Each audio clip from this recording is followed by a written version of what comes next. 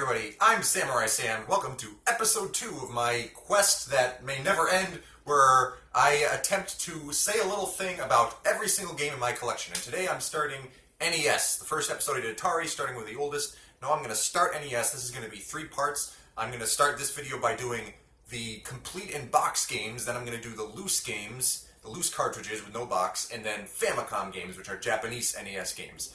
I don't have a ton of box NES games, but this is most of the heavy hitters I have in the box. So I'm going to be showing a lot of like really iconic, huge classics in this video here.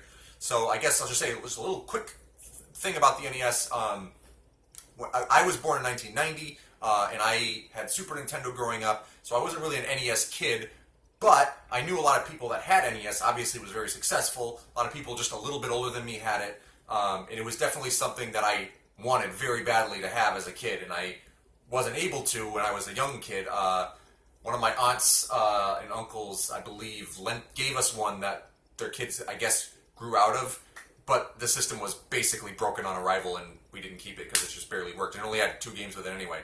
And so it wasn't until I was like 13, 14 years old that I actually got an NES. It actually took quite a while after that before I really like got into collecting for NES and like really playing the games a lot. Like I actually kind of honestly neglected NES for a long time. It's kind of weird. NES is, I think you could say, almost like without a doubt the most important video game console ever made, because it basically brought the industry up back from the dead in North America, and it introduced just so many big name series and propelled new genres that we had never seen before, and just so many hugely popular, iconic, great characters and series debuted on NES. As far as playing NES games today, if you're not from that era, if you're not really that into video game history and you're just playing an NES game straight up, they'll usually feel a little bit rough around the edges. Like there's going to be a lot of uneven difficulty, some parts that feel unfair, and maybe sometimes the games will feel too short, too light on content. But A, that's not the case for all the games, and B, a lot of them are just fun anyway.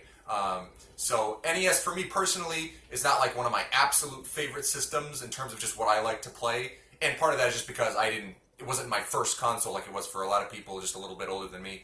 But I still very much love and appreciate the NES, and it's a cherished part of my collection, in these games especially. So let's get started. I'm going to try not to waste too much time on each game, but I say that, but then I will. Watch. So the first one here is going to be Adventure Island by Hudson. So this is a platformer, and one thing that sets this game apart is that you have basically a hunger meter, I guess you'd call it, and you have to like continuously consume fruit in the level, or else your character is going to starve. So you have to keep moving and moving, and it kind of makes the game very unique in that regard compared to most platformers where it's kind of relaxed. And it works pretty well. It's a fun game. It's very difficult after a while, and it's very long, and there's no saves or passwords or anything. It's a very long game, but it kind of feels like you're not meant to beat it. It kind of feels like one of those games you're supposed to just play until you die. Eventually it just gets ridiculous, and really, after a while, they just kind of repeat the same enemies and level structure and just harder. So it's not a game that you really need to beat. It's kind of an arcadey platformer, if that makes sense, but a good game. And there are 2 sequels, which we will get to in the next episode. Now we've got Adventures of Lolo. This is a puzzle game, I guess. Yeah, you definitely call this a puzzle game, but not like a Tetris kind of puzzle game. It's a puzzle game where you walk around and you need to like solve each level. Like you're walking from moving your character from an overhead view. You have to like move things around, avoid enemies and whatever, and like figure out how to like manipulate the stuff in the level so you get the key, unlock the door, and go to the next level. And it's a good game. I've had this game forever, and I've never actually like played all the way through it, and I should do that. I haven't yet. It's definitely on my list, and there are 2 sequels to this one as well that we will also get to in the next episode. Next game here we've got Baseball Simulator 1000 or 1.000. I'm guessing 1000 is the right way to say it. This is one of the better baseball games for NES. I haven't played it a lot myself, but like there's a lot of like content, more content than like you'd expect in this game. Like you got like a full-on pennant race you can do with 165 games, and like I don't know if it has a save or passwords or what, but you can continue basically. And this has a mode called Ultra Play where you can give your characters crazy superpowers, and I really like that kind of stuff in my sports games. So it's a cool game. Now we have Bionic Commando from Capcom. This is a game that's a platformer where you cannot jump. And the reason why you cannot jump is because instead you have like a grappling arm that you shoot and you latch onto ceilings and you swing yourself around that way. And I have beaten this game. It's a good game. And not like one of my favorite NES games, but very good. Different. And you've got it's somewhat non-linear where you have like a few different levels you can go to. Like sometimes you have to like pick which one to go to and like figure out if you want to like try to get more supplies, or sometimes you have to go to one and like unlock something to progress in another level on the map. But it's a good game. And then next we have Bucky OHare, which is a game that's actually a licensed game. Bucky OHare was like a show, I believe, in the early 90s. And this is a action platformer. This game has a very high reputation among retro gamers like me. And one thing that sets it apart from a lot of games of the era is that you have like 4 different playable characters that you eventually unlock, and you switch between them. They all have their different abilities and use them to get through levels. That's really cool. As far as my opinion, though, I think it's a little bit overhyped, and the main reason for me personally was that it just ended too quick to me. Like, you unlock the all 4 characters, I think there's 4, and then you start playing with them, and it's a lot of fun, and then the game just ends, and it was just, the good part was just starting, no. So yeah, I mean, maybe a lot of people didn't feel that way, but like, I just felt like, oh man, they could have this game was just like a half hour longer, even that much longer, it would have been a lot better, in my opinion. But it's still a very good game, worth having. Now we have Castlevania by Konami. This is a start of a very big and well-known series with kind of a horror motif. It has, it's a platformer, like an action platformer, but it's not like Mario at all. It's very different. It's like the controls are a little bit more restrictive, I guess you'd say. Like, you can't alter yourself mid-jump like you can in Mario and stuff like that. You have to kind of work within the limits the game gives you. You have all kinds of you have a whip as your default weapon, and you get all kinds of secondary weapons that do all kinds of other different things. And it's a lot of fun. The main complaint with Castlevania 1 is that by the end of the game it feels really unfair. Like, the enemies are just everywhere and you just don't feel up to handling them. And the bosses, the boss death, the second to last boss, is ridiculous. I actually played through the whole game and beat it on Halloween night of 2012, and it took me a million continues, but it was a lot of fun and totally worth it. This game also started the Castlevania tradition of having great music. So, yeah, still a winner, even though it feels a little unfair near the latter part of the game. After that, they made Castlevania II, and this is a very experimental sequel where they really changed the structure of the game very much, and they kind of made it RPG-ish. And the game suffers a little bit because the localization from Japanese was not very good, so a lot of the clues that you're supposed to get really don't help you. And honestly, the game is just not the same level of quality as the other Castlevania games, let's be honest. It's still like not a bad game per se, but it's just, they're trying to be experimental. They didn't quite nail it. Not as much like just straight good action in this one as compared to the other Castlevanias, but it has its following. And there were other Castlevanias that kind of took a similar road later. So you could say in a manner of sorts, it was kind of blazing its own trail. Then Castlevania III, which kind of went back towards the formula of the first one. One thing that's really cool about this one, or 2 things I should say that are really cool, is A, you have branching paths, so like you can say, I want to go this way and do these levels this time. And also there are a few different playable characters in this one you meet up with in the middle of the game, and they have different abilities, and it's really cool to play as them. Again, like the first one, it has problems with certain parts of the game feeling either unfair or just really annoying. And also, it should be worth noting that the Japanese version of this game is better music, and like more balanced difficulty. We will get to that in a future episode. Now, one of my absolute favorites is Contra, also by Konami. This is what you call a run and gun game, where you basically run to the right most of the time and shoot people with your gun, and you get power-ups for better guns.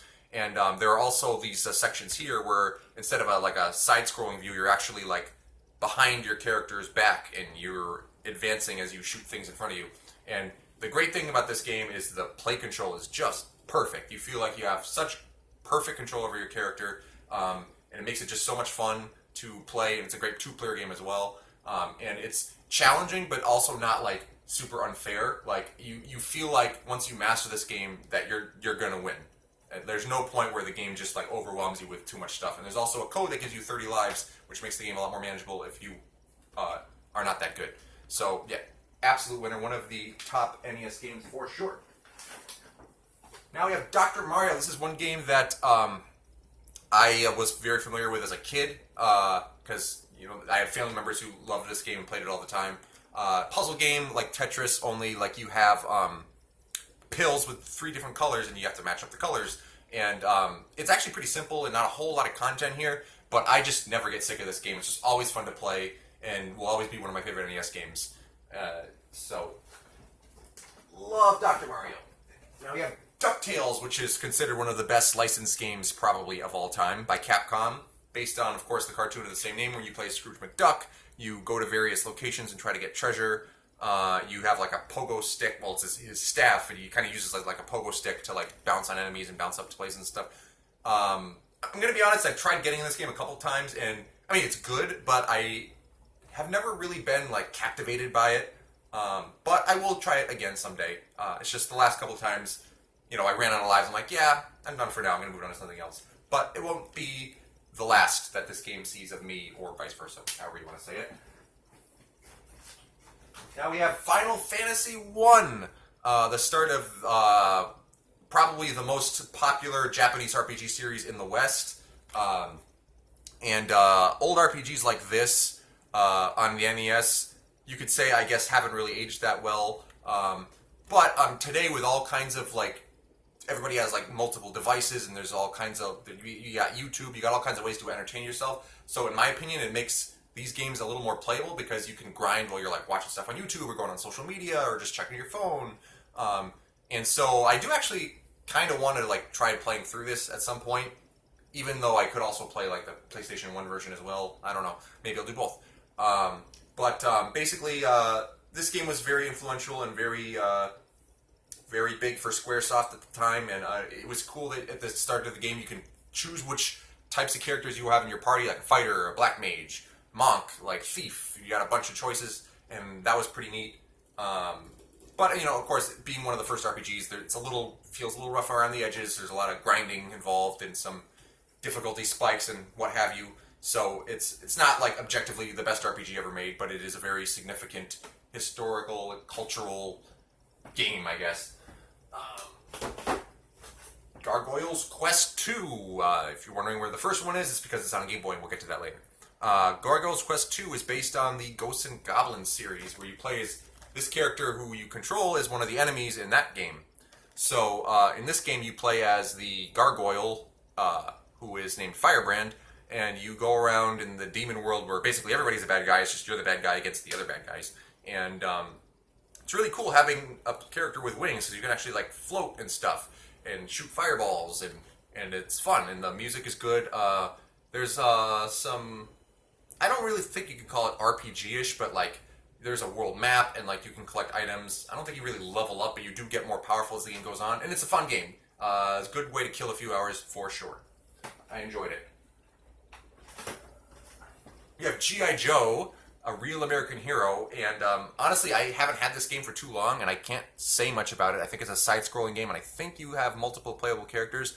I've heard this game is really, really good, though, so I definitely 100% plan on spending some time with it. But that's all I can say about it for now. Ice Climber, one of the black box launch lineup NES games. This game is actually better known for the characters rather than the game itself, because the characters are known for being in the Smash Brothers series. This is a game where you call it a platformer, I guess, but you're always going up vertically instead of the other way. And the controls take a lot of getting used to. You jump, you have good vertical jump distance, but you can hardly jump at all horizontally. And it's a little bit awkward, but I actually like it. A lot of people don't like Ice Climber. I do enjoy it. It's very score-oriented. It's not a game that you play to beat all the levels. It's more how high of a score can you rack up. And it's also co-op, which is pretty fun. So, I like Ice Climber more than not. It's not an all-time classic, but I think it's good. Journey to Silius. This game has some pretty sweet music, and it's a run and gun. Not Contra level, in my opinion. I I actually played a lot of it recently, trying to beat it and failed. Yeah, the latter part of the game can get kind of annoying, to be honest. I'm actually thinking of selling this one because, like, I mean, it's good, but you know, I'm trying to like consider what games in my collection are really like worth their spot and which ones like I could just cash in on and really wouldn't bother me that much.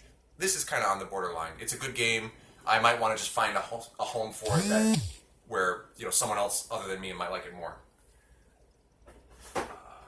Kickle Cubicle. Now this is kind of a puzzle game as well, kind of a little more action-y than Lolo though. It's also a top-down perspective. Very colorful, cutesy graphics. Basically, you're going around on ice and you're trying to... I'm trying to remember exactly what like the actual objective of the levels are. I have played this game. I beat the game, but I didn't do all the extra hard puzzles. But I'm like trying to remember exactly like how do you beat the level? Don't you have to like eliminate all the things or what? I don't remember exactly, but it's a fun game. Take my word for it. I actually was surprised to see that a lot of people don't like this game, and I'm like, why? This game is great. I don't know. Kickle Cubicle. Great name, great game. Kickmaster. This is a platformer. This game only came out in North America. This was never released in Europe or Asia. And basically, it's like an action game, and you can kick, obviously. It's Kickmaster. But you also have like magic and stuff. And really solid game. I played through it. It's not like super memorable, but it's very good. There was never any point I remember being like overly frustrated. You know, solid challenge level, difficulty, not like overly hard, but also like distinct enough and fun to play where I felt like it was worth my time. Good game. Now we have one of my absolute favorites. We have Kirby's Adventure. Now the first Kirby game was on Game Boy, which we will get to. But this game takes that one, which was good, and makes it into something amazing. Like, this is the first game where Kirby has his copy ability, where basically he eats an enemy and takes its power, and so you can... It provides for a lot of variety in gameplay. You can suck up a fire enemy and shoot fireballs. You can suck up a spiky enemy and like shoot spikes out your back. It's really, really fun. A lot of love went into this game. It's very colorful, very a lot of variety in gameplay, and there's like cool mini games and stuff. And you actually save your game in this one as a battery backup, which a lot of NES games didn't have. And this game is just like pure quality across the board, like, and good difficulty curve. Starts out pretty easy and then gets tough near the end. I absolutely love this game. It's one of the, in my opinion, the top 5 NES games for sure. We've got Little Nemo Dream Master by Capcom. I haven't played this one too much, but I definitely want to. Actually, I think you could kind of compare this to Kirby because you there's a bunch of different powers you can get based on, I want to say, like different animals. I think, like, basically I forget if you turn into the animals or if you ride them or what, but like, yeah, you use like animal powers to like do stuff and get all the keys and beat the levels. And it's a cool game. I haven't played it a lot, but I definitely want to. Cool game. Now we have Mega Man games. I have 3 in the box. The other 3 you'll see next episode. But we have Mega Man 3, which is really good. This is the first Mega Man game to have the slide, where you can like just quickly slide across the ground. It's great. I like it a lot because it makes it easier to dodge enemy fire and enemy attacks and stuff. It just makes the game more manageable in my opinion. Just a quality game all around in my opinion. I guess I should just briefly explain one thing that sets Mega Man apart is that, like, instead of starting level 1, level 2, level 3, you can actually pick like which of the like 8 levels you want to do in any order, and you can when you beat one of the bosses, you get their power, and then you can go to other levels and use that power in those levels and stuff. So like there's some replayability there because you can play the game in different order and stuff. Mega Man 3 I liked a lot, and then Mega Man 4 much the same. Mega Man 4 was the first game to have the charge shot where you can like hold down the button and you'll shoot a more powerful shot out. And Mega Man 4 I think it's actually my favorite of the NES ones personally. I really like the music. I thought like the game had the most fair challenge out of all of them. Really good level design. I just really liked it myself the first time I played it. At some point I'm going to play these again. I actually played them on the Anniversary Collection. Maybe I'll play the NES versions next, or maybe I'll play the Switch versions that I got recently. I don't know. Mega Man 6 in the box. This is one of the last NES games, actually. This was made like when they were making Mega Man X on Super Nintendo. This one is cool in part because like there's more secrets to find like in the levels themselves. In some yeah, it does a little bit to distinguish this. I mean, the Mega Man games on the NES didn't change all that much over the 6 entries, but they did try to make this one like different enough so that it's not like exactly the same thing. One thing I didn't like so much about Mega Man 6 is that it felt like there were way too many spike traps that were just instant kill. I thought they got a little carried away with that, but still a very good game. Now we have Metroid. This game was very revolutionary. It was kind of one of those first games that kind of made the entire game one huge level, kind of. I'm thinking kind of way too much. Stop saying kind of. But anyway, in Metroid, kind of the idea is you start out really weak, but you start like going through the game and like the what I say the big level, and you get more power-ups that make you stronger and let you do new things, and you can use those new things to go to different parts of the stage that you saw before but you couldn't get to, and find new like power-ups and stuff. And it's a really cool style of progression and game design. Metroid 1, they really have improved a lot upon the formula since here. Like, for example, there's no map in this game, so unless you draw it out yourself, you're going to get really lost and it's going to suck. Not like the best game to play today, but I like having it just for the like historical significance of it, and also another thing that's it was a surprise back then. It's not so much now, but Samus turns out to be a girl once you beat the game. The instruction booklet actually straight out says that Samus is a guy, and then you would look at this cyber character here and just think it's a guy too. And then you beat the game, she takes off her helmet, it's a girl. It was kind of a big deal at the time. I thought that was pretty cool. We got Shadowgate, which is, I think this is a PC port. Basically, this is one of those games where I guess you could call it a point and click. I think it fits in that category where you're going around different rooms and you're trying to solve clues and like put things together and such. And I don't know how much story is in this game, but you're progressing through a story of some kind. But I haven't played this one hardly at all, and I want to. Seems like a cool game. We have Spiritual Warfare, which you could say is Christian Legend of Zelda, which we will get to. This is a Zelda-style game, top-down. This is actually an unlicensed game, which means Nintendo did not like put their seal of approval on it. The cartridge looks different than a regular NES cartridge because it's unlicensed. I actually am a Christian, so I thought this was kind of a easy buy because it's actually considered an objectively good game, even for people who like aren't Christians or whatever, because it's a solid Zelda clone. So it just seemed like a neat little pickup. I haven't really spent a lot of time with it yet, but I will at some point. We have Startropics, which is one of the later games in the library, and only came out in North America, and Zelda inspired for sure. One thing that sets Startropics apart is it had this point in the game where you literally have to use the physical instruction book and soak it in water in order to like see a clue on how to progress through the game, which was probably blew people's minds back then. I wasn't around for that, but that's a really cool idea. Can be kind of annoying if you get the game like cartridge only or play it on an emulator and you don't know how to progress, but at least there's walkthroughs online for that. Strider by Capcom. This was originally an arcade game, and this is actually not like a straight arcade port. It's very different from the arcade version. Like it's its own thing, and it seems pretty cool, but I haven't really played a lot on this version, so I can't really give you a solid opinion one way or the other. Look at that face. That guy is mad. Now we've got the second Contra game. We have Super C, and this is like more of the same. Everything I said about Contra pretty much applies to this one, except instead of from the back levels, you have like top-down overhead levels instead in their place, and you also, of course, have the side-scrolling levels too. Same, like, great play control. They didn't mess that up at all. Great game. Play it. One of the best NES games.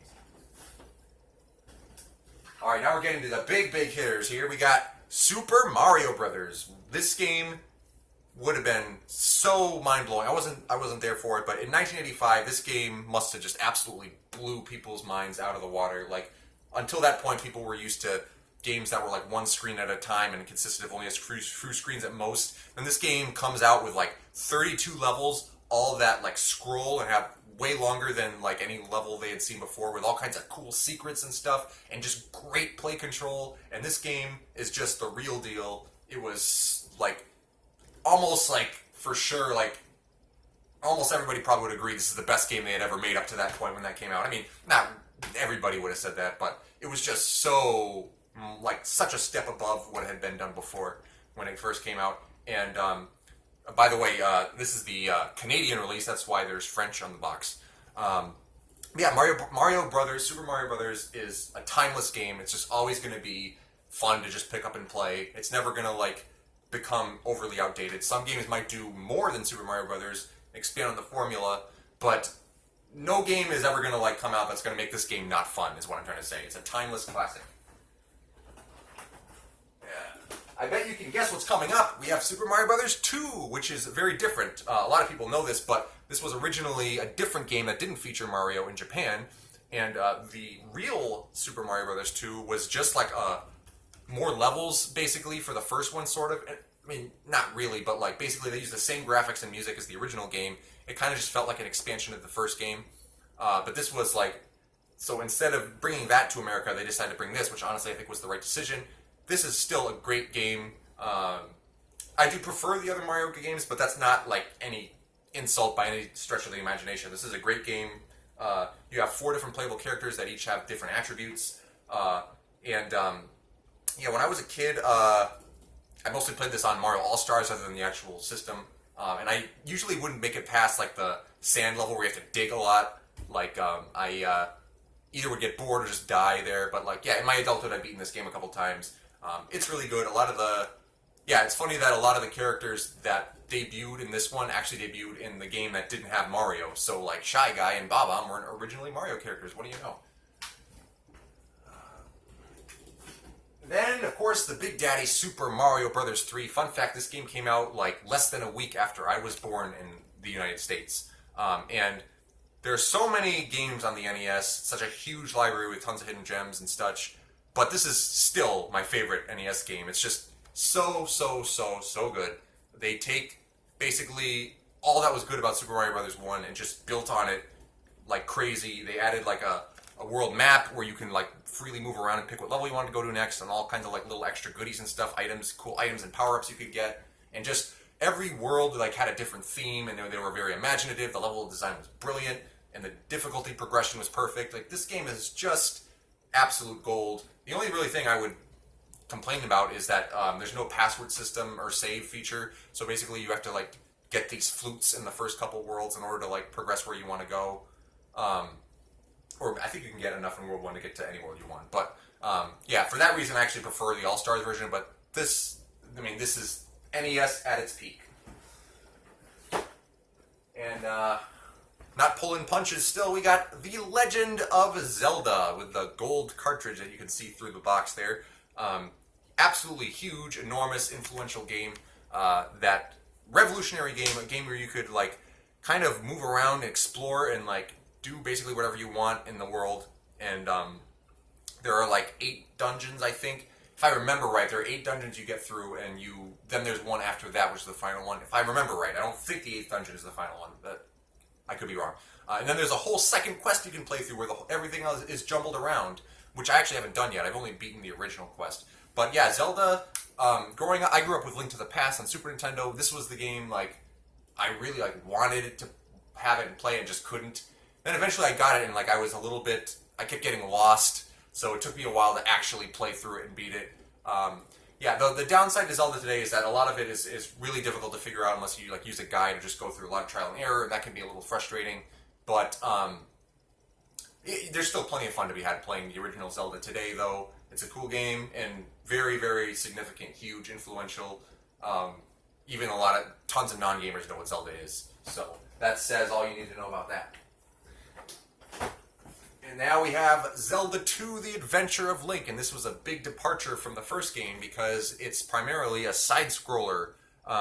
It's actually an RPG. It's the only Zelda game that's really, truly an RPG still. And this game gets a bad rap from some people. And when I eventually actually played it, I actually wound up liking it a lot. It has some flaws, kind of uneven difficulty. Like, there's a big spike kind of early on in the game, and then it gets more manageable. But yeah, it's fun. The combat is fun. The dungeons are pretty neat. although you can get lost if you don't have a guide and you don't know where to go. Cool game. Like you have villages to go through. You have random-ish encounters. Basically, enemies can find you on the world map and you have to fight them and stuff. And there's leveling up in this game. There's magic, and it's actually pretty well done. Actually, a little bit better probably than I expected it to be, because my expectations were somewhat low. But yeah, it's kind of interesting that they never even tried to do another Zelda in this style. I think it would be neat if they tried to do that again. Now we have The Guardian Legend, which is a multi-genre sort of game where you got some shoot 'em up, some top-down action, and is there side-scrolling in this? I don't know, maybe there's not, but like you have both shoot 'em up levels and you have top-down levels, kind of Zelda-ish a little bit, like kind of just that perspective, but more sci-fi. You have guns and stuff. And this game has a very good reputation. I've only really tried playing it like once, as far as like actually trying to play it, and like I think I got lost or something. So I definitely need to go back to it and play it again, because I mean I've heard it's just so good, and you know people can't be wrong about that, right? Now I have been one to hold like unpopular opinions before, but I definitely want to play Guardian Legend again and really like play through the meat of it instead of like I really probably only played like 10 minutes. So can't really give a critique, but I will someday. And then finally, the last game of this video is going to be Yoshi. This is a puzzle game where you have like different enemies and stuff from the Mario universe, and basically more enemies are falling from the top, and you have to like swap the columns around so that they match the enemies, and you can use a Yoshi egg to clear a whole bunch of them at one time. And this game doesn't really have a great reputation. A lot of people don't like it. I actually do like it. It's a fun little game. It's nothing like, I don't think I'd call it a classic. It's not as good as like Dr. Mario or what have you, but solid, fun puzzle game. I thought I had Tetris in the box, but I guess I don't. Yeah, I guess I don't. That is all of my boxed North American NES games, and a lot of big names in there. You got your Marios, your Zeldas, your Castlevanias, Contras, and all them. Great stuff. And next episode, we're going to be doing the loose cartridges, which you're going to see a lot more of, like the more obscure, neat little hidden gems of the library. So it's been fun. This is Samurai Sam. I hope you've enjoyed, and hope you stay tuned for episode 3.